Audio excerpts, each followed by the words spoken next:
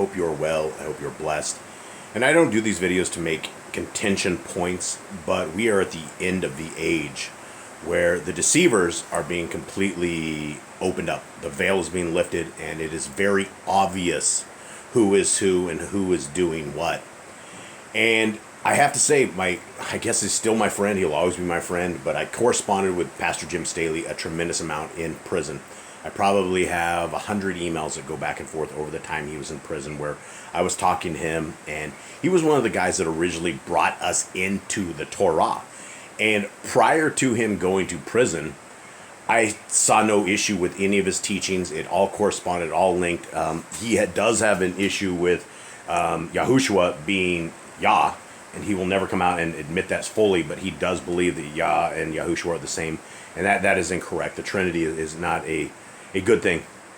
But where the red flags are coming and where this is really becoming something where he's harnessing in people is this. First of all, let's go over scriptures, right? Remember the Sabbath day to keep it holy. 6 days shall you labor and do all your work. But the seventh day is the Shabbat of Yahuwah, Eloheka. In it you shall not do any work, you, nor your son, nor your daughter, nor your manservant, nor your maidservant, nor your cattle, nor your stranger that is within your gates. For in 6 days Yahuwah made the heavens and the earth, the sea, and all that is in them, and rested the seventh day. Wherefore Yahuwah blessed the day of Shabbat and hallowed it. Now, I don't have any problem with people doing teachings and things of that nature on Shabbat. And I went over before, because Paul Nissan was serving ads, and he was always serving ads on Shabbat. And I'm like, well, that's you're collecting money. You should not be doing this on Shabbat. It's not what we should be doing. And if people want to send their money to people, that's fine. I understand. The tithing thing is a scam. It's supposed to go to the Levites. It's supposed to go to the priests. It's not supposed to go to 501c3 preachers. And Jim Staley is a 501c3. He is incorporated under a 501c3. So this is where I want to go first, right here. And this, look, if you came out, today is Shabbat, right? This came out 6 hours ago. This video came out on the Shabbat, and I just want to go over this very first piece, and I will let the Spirit work in you guys, and let's listen up. If you've ever wanted to know exactly how God tests his people, proves his people, what kind of final exam does he give before promotion, this week's Torah portion will teach us all about that. It's called Shalach, the sent one, predecessor to the apostles, coming up right now after this.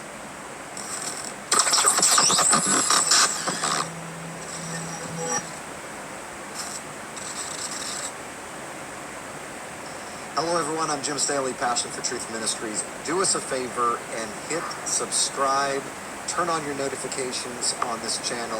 It helps us get the message out. Algorithms from YouTube increase our visibility when you do that. It's a great way to support the ministry.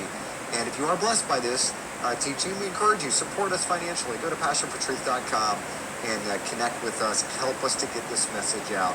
God is doing some great things around here. Okay, let's dive. Okay, so, I will leave the link. I know it's probably, you can't really hear this. It's really rainy here. And so this will fall upon the ears that it should. But I do not believe this man is a man of truth anymore. And, he's running into what we call a passion for cash. And this is an email that I got the other day. And I sent him a link. But it comes from a company called Alignable. And I went out and I checked this company. It's like a LinkedIn for, let's like a smaller LinkedIn, right? And so I got this, and it says, "Hi, Jason. It's Jim from Passion for Cash Ministries in St. Charles. If you would like, I'd like to be able to refer customers to you, so I've added you to my network on Alignable, a site exclusively for business owners to network with each other." So this is yet more red flags with Passion for Cash. There's stuff that I will not disclose that I went over with Jim. When he was in jail, my job was to help his wife, and they were trying, there was a company coming after them for a foreclosure of a house, and I needed to help his wife because all hell was breaking loose. And so we were able to help her get attorneys and stop them basically coming after them for a lot of money, right? And so that was my job, and that's what I did, and that's it. But in between this time, I learned a tremendous amount of what Jim is about and what his goals and motivations are. And as he came out of prison, he basically, instead of passion for truth, this has become a passion for cash. And we are not supposed to buy and sell on Shabbat. We are not supposed to collect money. And when he sent that video out, and I'll leave a link to the video. When he sent that video out, he's basically saying, hey, go pay me on Shabbat, right? He's basically saying, I am a Levitical priest, and I need to collect this cash. And this should not be it, right? If he's going to do a video or put a video out on Shabbat, he should not be soliciting for funds. That is not the way this should be.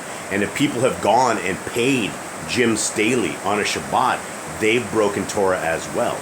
So this is a very much a red flag. We have a gentleman who now has a guy who's, one of his people that he is hooked up with, and that is a motivational speaker, Nathan something or the other, killed a woman like 5 or 6 years ago, and he got out of jail, but he was a drunk driver, and he killed her in the car, and now he's out, and this Nathan guy is teaching huge groups of people how to speak in tongues, right? One of the things that Jim was talking about is they were all coming to the Spirit, and then he had his motivational speaker guys teach them how to breathe out and how to do all this stuff. And guys, this is all new age stuff. Red flags. Every time I hear red flags come up with Jim, it's constant.